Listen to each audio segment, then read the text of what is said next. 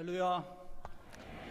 우리 앞뒤 사람들과 또 옆 사람 함께 인사 나누실 때 주님의 이름으로 축복합니다 하고 인사를 나누시기 바랍니다. 주님의 이름으로 축복합니다. 여러분, 날마다 축복을 선포하며 사시는 여러분 되시기를 바랍니다. 주님께서 여러분을 축복하십니다. 믿으십니까? 받아들이는 분들은 더 큰 축복이 있을 줄 믿습니다. 잠깐 기도하겠습니다. 주님, 이 거룩한 날을 우리에게 허락해 주시니 감사합니다. 하나님 앞에 영광 올리고자 모여싸우니 주께서 영광 받아 주옵소서.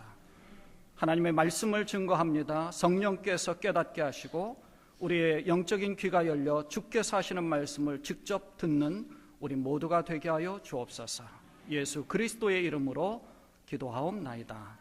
아멘. 우리 지난주에 탁구대회가 있었습니다. 우승하신 분들에게 축하의 인사를 드립니다. 우리 강기석 안수 집사님은 제가 있을 때 우리 이창영 장로님과 더불어서 탁구도 가르쳐드리고 그랬었는데 우승까지 할 실력이 되셨습니다. 축하드립니다. 또 나머지 분들도 이제 너무 잘 치시더라고요. 우리 사모님 그 연세에 아직도 그 늦게까지 하시는데도 전혀 지치는 기색 없이 끝까지 하셨습니다. 우리 탁구대회 열심히 하신 우리 장로님으로부터 우리 권사님 또 집사님들 또 부엌에서 굳은 일을 마다하지 않고 끝까지 잘 열심히 봉사해 주신 모든 분들께 참 감사드립니다.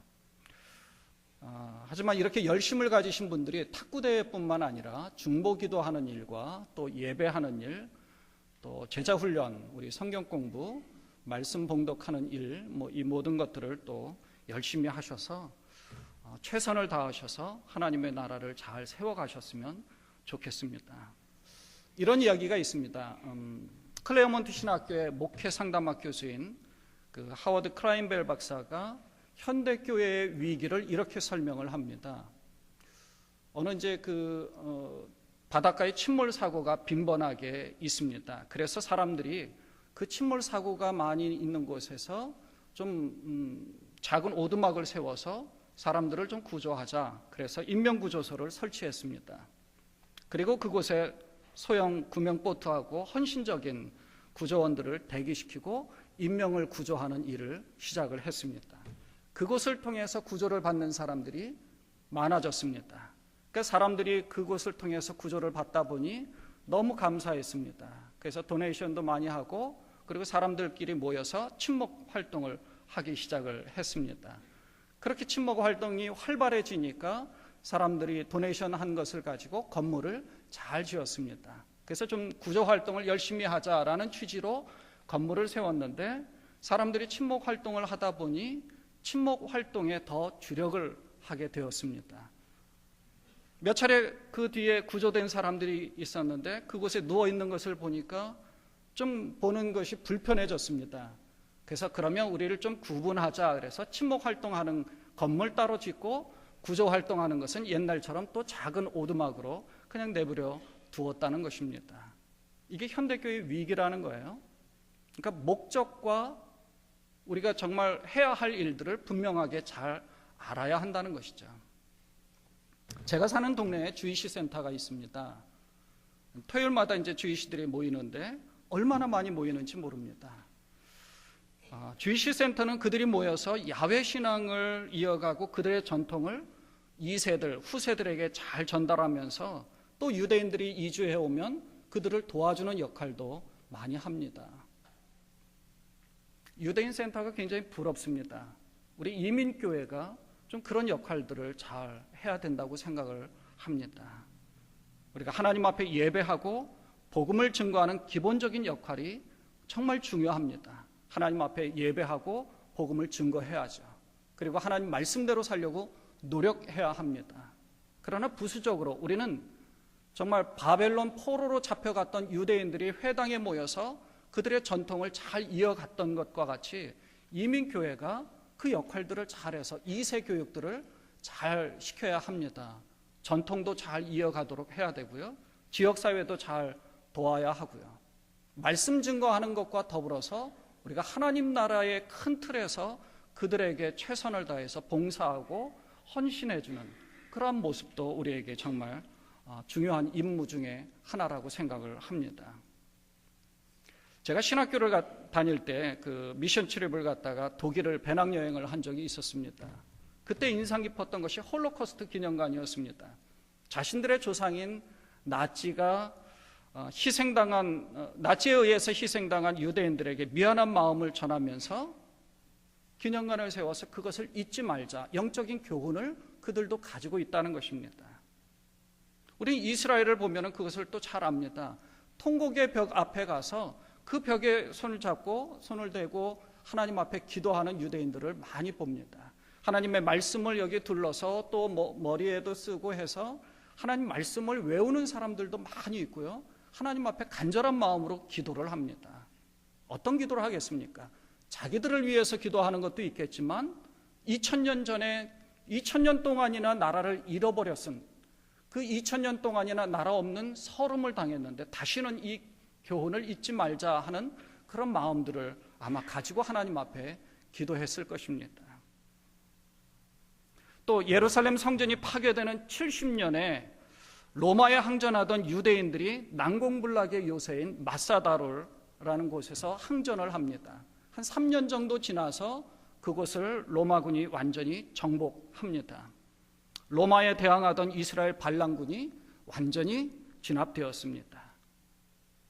오늘날의 그 마사다라는 곳에서는 이스라엘 군인들이 마지막 훈련 장소로 가서 그곳에서 과거에 우리가 이렇게 당했던 것을 잊지 말자 하고 외치면서 훈련을 마친다고 합니다.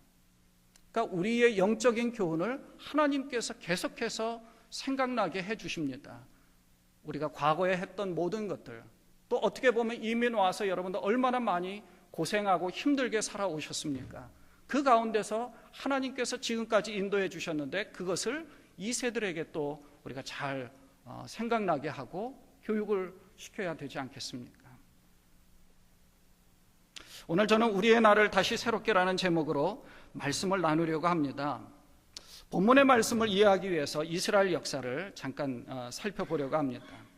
솔로몬이 죽은 후에 이스라엘은 남북으로 분열이 되었습니다. 남쪽은 유다 지파를 중심으로 솔로몬의 아들 르호보암이 통치를 하고요.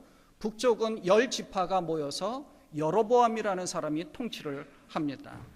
그러다가 북이스라엘 사마리아는 기원전 721년에 아수르에 의해서 멸망하게 됩니다. 남유다는 북이스라엘의 멸망 소식을 듣고 긴장합니다. 살아남기에 애를 쓰죠. 이 시기에 신실한 유다의 히스기야 왕은 아수르를 대항하면서 내부적으로 우상을 파괴하면서 영적 회복 운동을 일으킵니다. 하지만 그의 아들 므낫세가 왕이 되면서 또다시 우상 숭배로 종교적인 타락을 하게 됩니다. 기원전 612년 아수르 제국은 지금의 이라크 지역에 위치한 바벨론 제국에 패배하면서 바벨론 제국이 등장을 합니다. 이때 예루살렘에서는 두 파로 나뉘게 됩니다. 한 파는 세계의 지배자는 바벨론 제국이니 이제 이 신흥 강대국 바벨론에게 우리가 항복하고 바벨론을 의지하자라는 쪽이 있고요. 또 다른 쪽은 그래도 아직 세계를 지배하는 쪽은 애굽이니까 애굽을 의지하자라는 그런 견제하자는 쪽을 두 파로 나뉘어져 있습니다. 이 과정에서 선지자들은 뭐라고 외쳤을까요? 바벨론도 의지하지 말고 애굽도 의지하지 말고 우리가 의지할 대상은 하나님이다. 하나님을 의지하자. 하나님께로 돌아가자 하고 촉구합니다. 예레미야 선지자는 요시야 왕 13년에 선지자의 소명을 받습니다. 요시야 왕은 8살이라는 어린 나이에 왕위에 올랐는데 그 어린 나이임에도 불구하고 성전을 정화시키고 종교개혁 운동을 일으킵니다. 그런데 요시야 왕이 위기에 처한 아수르 제국을 지원하러 가는 그 애굽을 무깃도라는 곳에 가서 막습니다. 그런데 그 무깃도에서 전쟁을 하다가 그곳에서 안타깝게도 전사하고 맙니다. 그 후로 유다가 급격하게 쇠퇴의 길로 접어들게 되는 것입니다. 바벨론의 느부갓네살은 팔레스타인을 정복하고 다니엘을 포함한 많은 히브리인들을 바벨론으로 끌고 갑니다.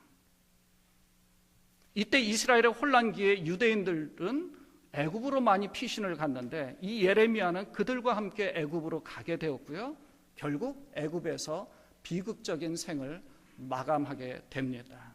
이 굉장히 혼란스러운 시대를 겪은 비극의 선지자이죠. 이 예레미야 애가는 예루살렘 멸망 직후에 안타까운 마음으로 시적으로 노래하면서 말씀을 증거한 것입니다. 사랑하는 여러분, 지금 여러분도 어쩌면 이런 혼란기를 겪고 계시는지도 모릅니다. 여러분 개인적으로 어려운 상황에 처하신 분들도 계실 것이고요. 비즈니스가 굉장히 어려우신 분들도 계실 것입니다. 조국을 떠나서 머나먼 이 미국 땅에서 힘들고 어렵게 살고 계시지 않습니까? 물질적으로 또 심리적으로 힘든 상황일 뿐만 아니라 육체적으로나 영적으로 힘들고 혼란스러운 그런 상황 가운데 처하신 여러분들은 이 예레미야를 통해서 해결점을 얻는 그런 축복을 얻으시기를 바랍니다. 예레미야 당시에 멸망한 이스라엘 형편이 말도 아닌 너무 안타깝잖아요. 오늘 본문에 읽지 않았습니다. 예레미야 애가를 총 5장밖에 되지 않는데 애가 1장 1절에는 이렇게 표현을 시작을 합니다. 여러분 성경 가지고 계시면 보십시오. 1장 1절입니다. 슬프다 이 성이여 전에는 사람들이 많더니 이제는 어찌 그리 적막하게 앉았는고. 전에는 열국 중에서 크던 자가 이제는 과부같이 되었고 전에는 열방 중에 공주였던 자가 이제는 강제 노동을 하는 자가 되었도다.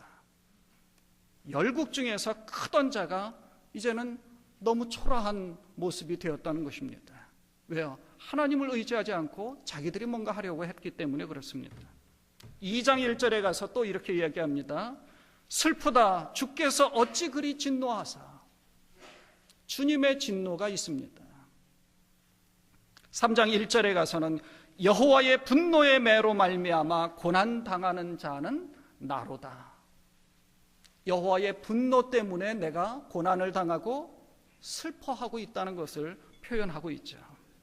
4장 1절에 가서는 슬프다 어찌 그리 금이 빛을 잃고 순금이 변질하였으며 성소의 돌들이 거리 어기마다 쏟아졌는고. 슬프다, 너무 슬퍼하는 거예요. 그리고 5장 1절입니다. 여호와여 우리가 당한 것을 기억하시고 우리가 받은 치욕을 살펴보옵소서. 구구절절 예레미야는 정말 탄식의 소리를 전합니다. 하나님의 징벌을 초래한 자기들의 죄가 너무 많이 있다는 것을 아파하면서 절망과 슬픔, 비통, 통곡하면서 하나님 앞에 이 말씀을 올리고 있는 것이죠. 너무나 힘들고 안타까운 마음을 가지고 그래서 인간적인 해결책을 찾습니다. 5장 6절에는 이렇게 기록합니다. 우리가 애굽 사람과 아수르 사람과 악수하고 양식을 얻어 배불리고자 하였나이다.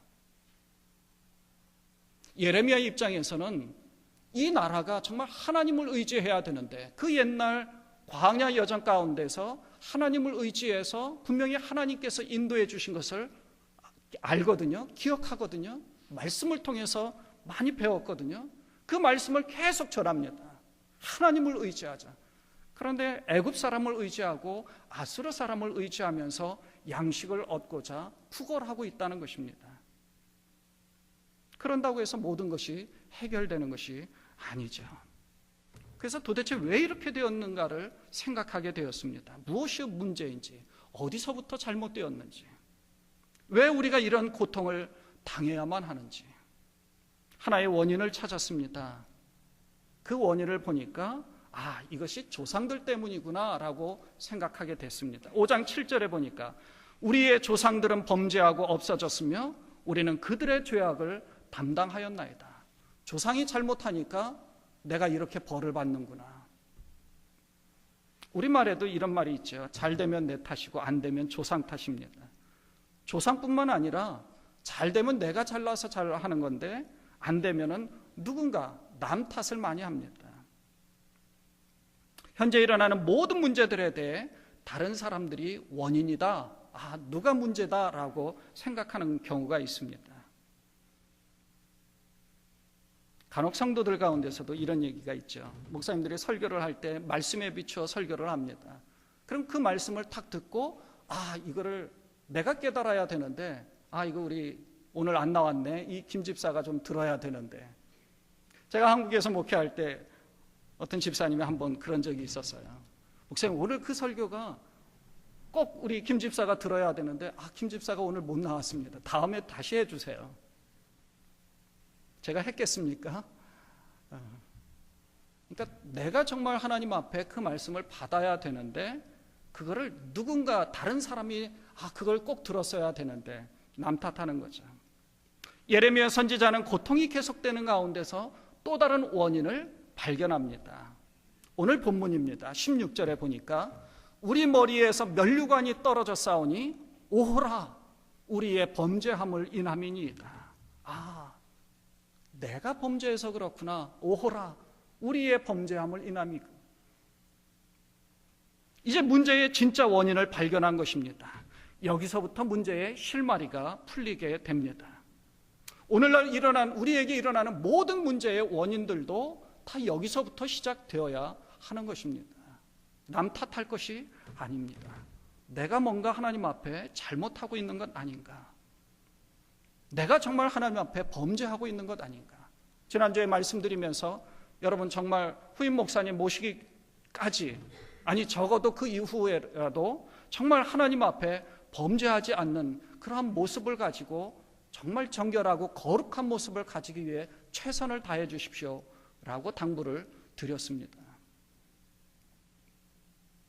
모든 문제의 원인은 나에게 있습니다.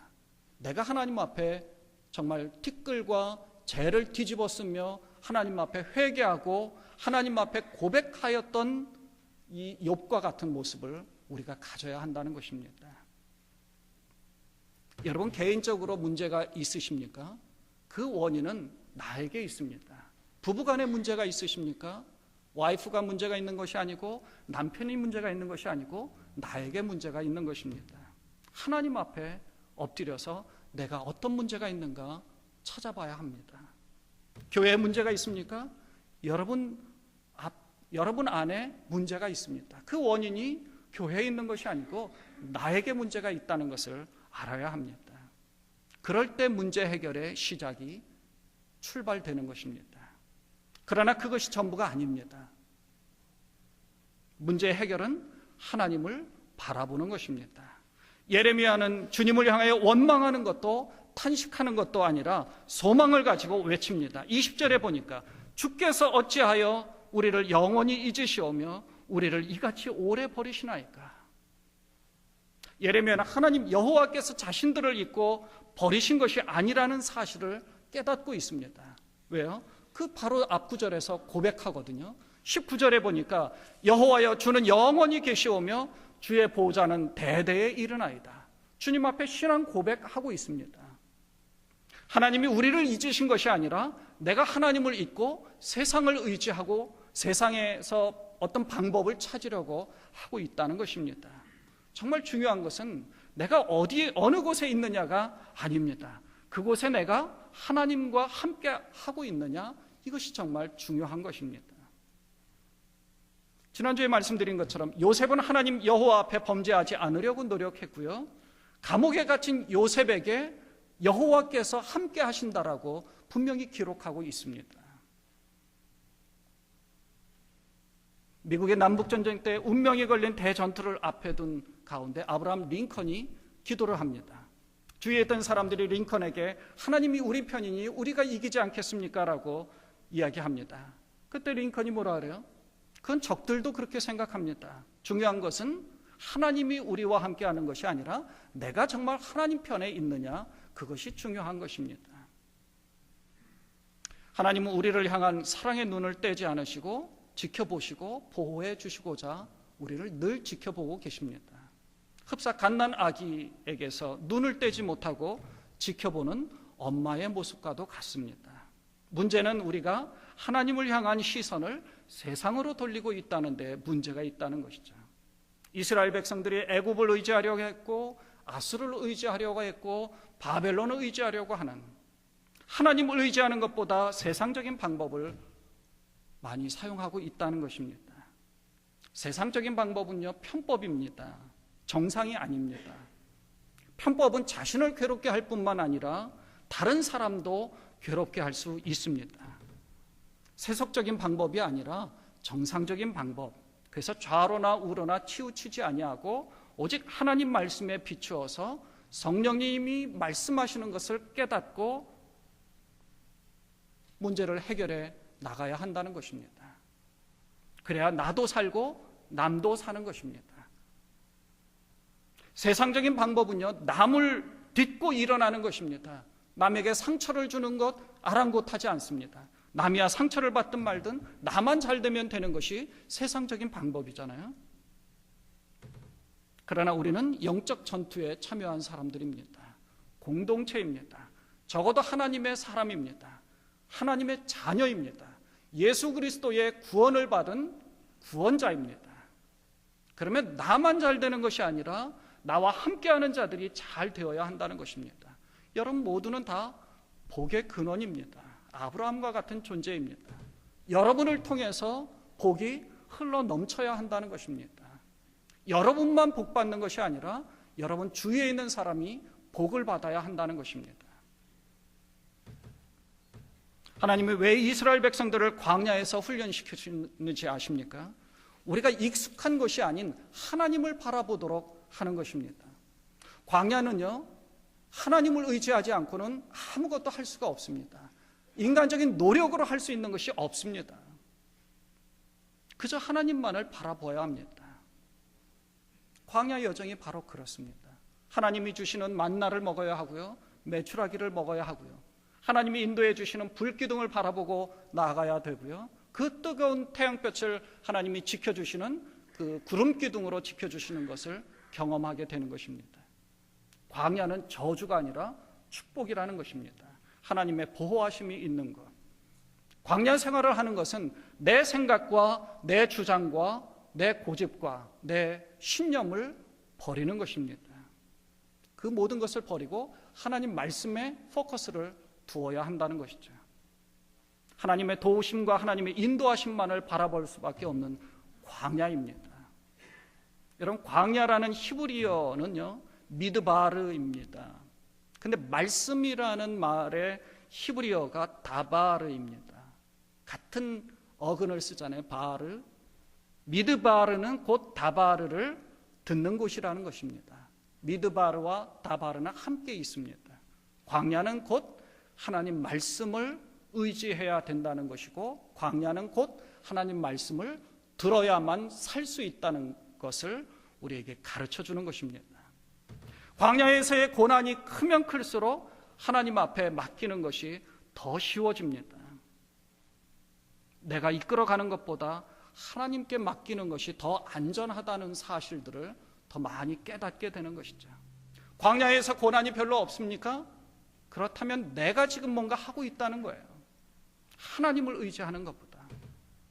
광야의 삶은 늘 끊임없이 먹을 것을 매일매일 공급하시는 하나님을 바라보아야 됩니다. 매일매일 고난이 있는 거예요. 먹을 것이 지금 당장 없습니다.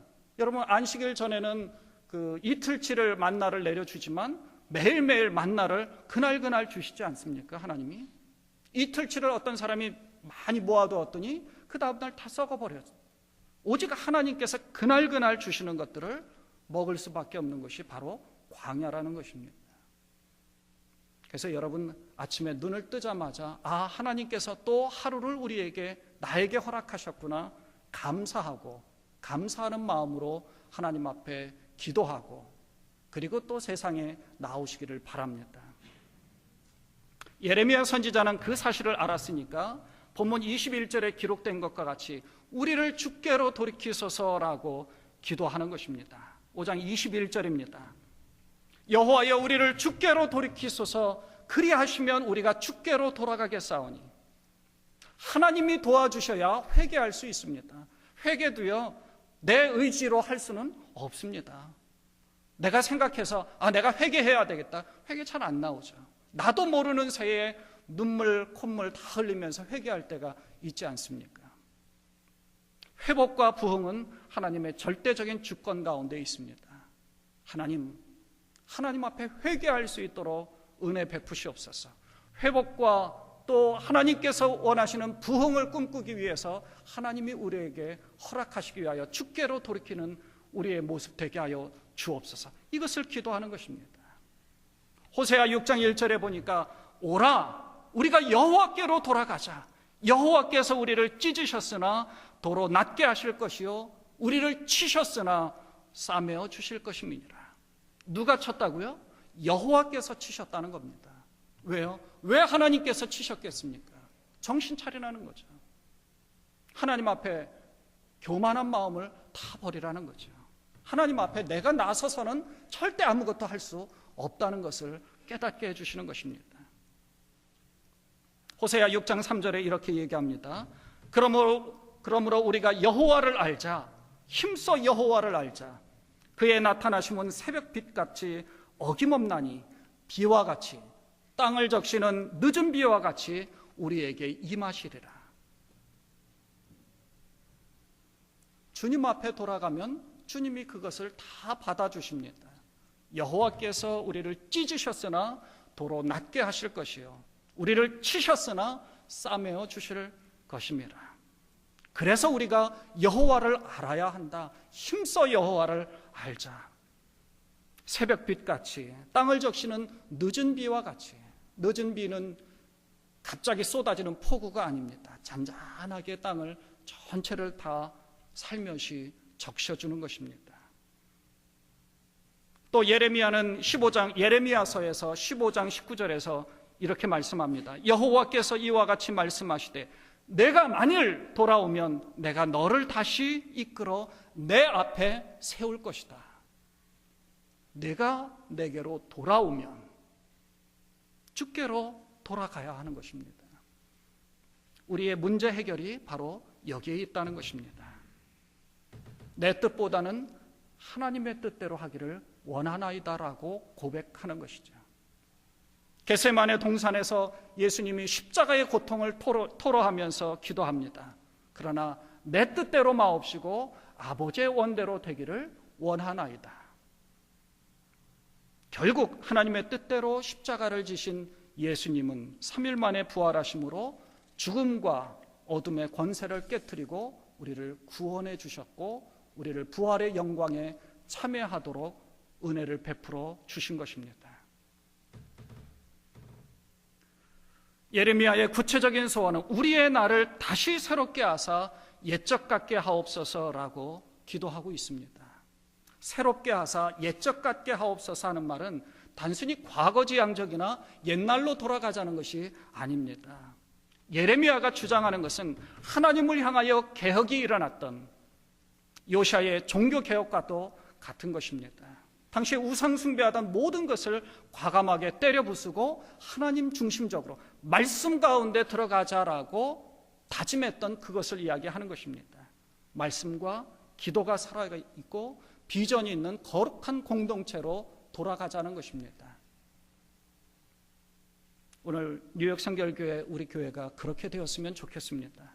하나님 말씀대로 살려고 노력했고 부흥을 꿈꾸면서 성령 충만했던 그 시절, 초대교회 성령이 임했던 그 시절의 모습으로 뉴욕교회가 다시 새로워져야 한다는 것입니다. 그래서 다시 새로워지기 위해서는 다른 사람에게 원인을 돌리지 마시고 여러분 자신을 돌아보시고 하나님 앞에 엎드려야 하는 것입니다. 여러분의 영적인 눈을 떠서 주님을 바라보십시오. 영적인 귀를 열으셔서 주께서 말씀하시는 것을 들으십시오. 성령님이 매일매일 내 삶 가운데서 무엇을 말씀하시는가 민감하게 깨달아 귀를 활짝 열어 놓으십시오.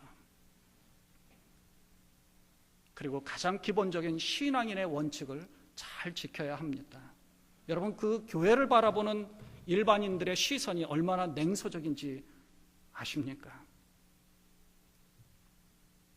이런 통계가 있습니다. 2년 전에 재작년에 교황이 한국을 방문했었습니다. 한국의 천주교 인구가 또 많이 급증했습니다. 물론 그 전부터 해서 천주교 인구가 폭발적으로 늘었는데요. 개신교 인구는 좀 감소했다고 합니다. 2005년 통계로는 개신교가 860만 명, 천주교가 510만 명인데 그 10년 전에 비해서 천주교는 295만 명이 늘었습니다. 개신교 인구는요 15만 명이 줄었습니다. 왜 교회도 많이 생기고 새신자도 많이 늘어나는데 전체 기독신자가 왜 줄어들까요? 근데 참 이상하죠. 교황은 한국에 가서 예수 믿으시오, 예수 믿으시오, 예수 믿으시오 이 말 한마디 하지 않았습니다. 그냥 미사 집례하고요. 그저 껴안고 손 흔들고 이렇게 그 방송 보면 손 흔드는 것밖에 안 보여요. 근데 많은 사람들이 열광적으로 교황을 따릅니다. 교황이 하는 말 가운데 하나는 서로 사랑하십시오. 여러분 참 마음이 아픕니다. 당시에 이제 세월호 사건도 있었으니까 마음이 아픕니다. 같이 공감해주는 일들을 많이 했다는 거죠. 우리 기독교 개신교는 예수천당 불신지옥 얼마나 많이 종말에 대해서 외칩니까? 긴장감을 가지고 예수 믿으라고 예수 믿으라고 예수 믿으라고 강조합니다. 그런데 실상을 들여다보면 그들의 삶은 또 그렇지 않다는데 문제가 있지 않겠습니까? 2010년 10월부터 2011년 5월까지 20세 이상 1,400명을 대상으로 이 종교 유입 인구를 조사했더니 불교는 108명, 천주교는 132명인데 개신교는 58명이랍니다. 그러니까 현저하게 떨어지고 있다는 거예요. 사랑하는 여러분, 세상을 바라보지 마시고요. 하나님을 바라보시고 하나님 앞에 기본적인 신앙인의 원칙을 잘 지키시기를 바랍니다. 말씀에 순종하고 하나님이 원치 않으시는 행동과 말 한마디 한마디를 조심하시기 바랍니다. 예수 믿으라고 전도하면서 행실이 그렇지 못하면 어떻게 전도가 되겠습니까? 물론 목사인 저도 부끄럽고요. 또 여러분 모두도 다 마찬가지일 것입니다. 말씀의 훈련과 영적 전투의 기본적인 훈련도 잘 하셔야 합니다. 훈련을 받지 않으면 좋은 군사가 될 수가 없습니다. 군복만 입었다고 군인이 아니지 않습니까? 훈련소에서 기초훈련을 받아야 하고요. 또 부대에서 매일매일 훈련합니다. 여러분은 그리스도의 군사입니다. 그리스도의 군사로서 영적 전투에 참여한 현재 전투적인 상황 가운데 있습니다. 긴장하셔야 하고요. 하나님 앞에 늘 깨어 있어야 합니다. 우리 다음 주부터 우리 박성진 목사님과 이성수 목사님 또 성경 공부 제자 훈련을 시작하시는데 많이 참여하셔서 훈련을 받으십시오. 난 이 정도면 훈련 충분하다. 절대 아닙니다. 서로 위하여서 권면하고 서로 사랑하고 또 서로를 위해서 중보기도 하는 일에 힘쓰는 그런 여러분 되셨으면 좋겠습니다. 그러면 하나님께서 여러분의 나를, 여러분의 가정, 여러분의 비즈니스 또 우리 교회의 나를 다시 새롭게 세워주실 것입니다. 여러분과 뉴욕 성결교회가 다시 새롭게 일어나게 되시기를 주님의 이름으로 축원을 드립니다. 기도하겠습니다. 여호와여, 우리를 주께로 돌이키소서. 그리하시면 우리가 주께로 돌아가겠사오니 우리의 나를 다시 새롭게 하사 옛적 같게 하옵소서. 하나님 말씀하셨사오니 우리가 주께로 돌아갑니다. 주여, 우리를 받아 주옵소서. 다시금 주께로 돌아갈 때에 주께서 말씀하여 주옵시고 회복시켜 주옵소서. 우리 가정의 문제, 우리 자녀들의 문제, 내가 하고 있는 비즈니스의 문제, 그리고 우리 교회의 모든 문제들을 가지고 주님 앞에 엎드려 기도합니다. 내가 잘못한 것이 있으면 주여 용서하여 주옵소서. 티끌과 죄를 뒤집어 쓰고 주님 앞에 회개한 욕과 같은 회개를 해나갑니다. 주여, 우리의 죄를 용서하시고 참으로 주께서 용서함 뿐만 아니라 회복시키는 놀라운 축복을 허락하여 주옵소서. 우리 주님 예수 그리스도의 이름으로 간절히 기도드리옵나이다. 아멘.